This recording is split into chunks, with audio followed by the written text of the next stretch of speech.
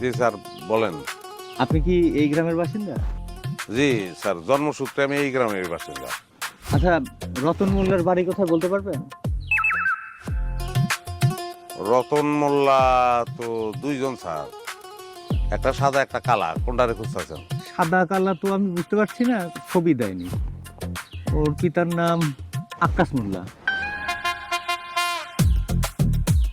ও বুঝতে পারছি, উত্তর পাড়ার রতন মোল্লারে খুঁজতেছে। লোক ভালো না তো, বদের আড্ডি স্যার। এই জন্যই তোকে অ্যারেস্ট করতে যাচ্ছে। লয়া যেন রে এই হালার ঘরে হালার সরি স্যার, ওর অত্যাচারে এলাকাবাসী অতিষ্ঠ স্যার। মামলা কি স্যার? মামলাটা একটু সিরিয়াস, নারী নির্যাতন আর যৌতুক মামলা। ও, মামলা তো খুবই ভালো স্যার। হুমন্দির বলাই সরি স্যার, ওই বুঝবো তো কত দানে কত চাল। লন স্যার, আমার লগে লন। আসেন, বাইকে আসেন। বাইকে উঠতেছে, অসুবিধা নাই স্যার, কিন্তু যাওয়ানোর পথে রতনের কথা কাউরে জিজ্ঞেস না স্যার। কেন, সমস্যা কি? স্যার, ও যদি কোনোভাবে যাই না যায় যে আপনারা আইছেন, ওর জীবনেও ধরতে পারবেন না স্যার। আচ্ছা ঠিক আছে, কাউকে জিজ্ঞেস করবো না, আপনি আসেন আসেন।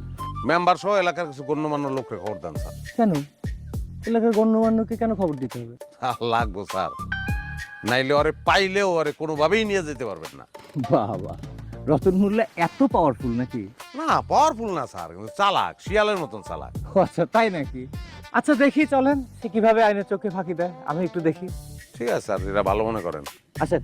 হ্যাঁ স্যার। স্যার মামলাটা কেরা করছে? তার স্ত্রী। বউয়ের মামলা? জি। তাইলে খবর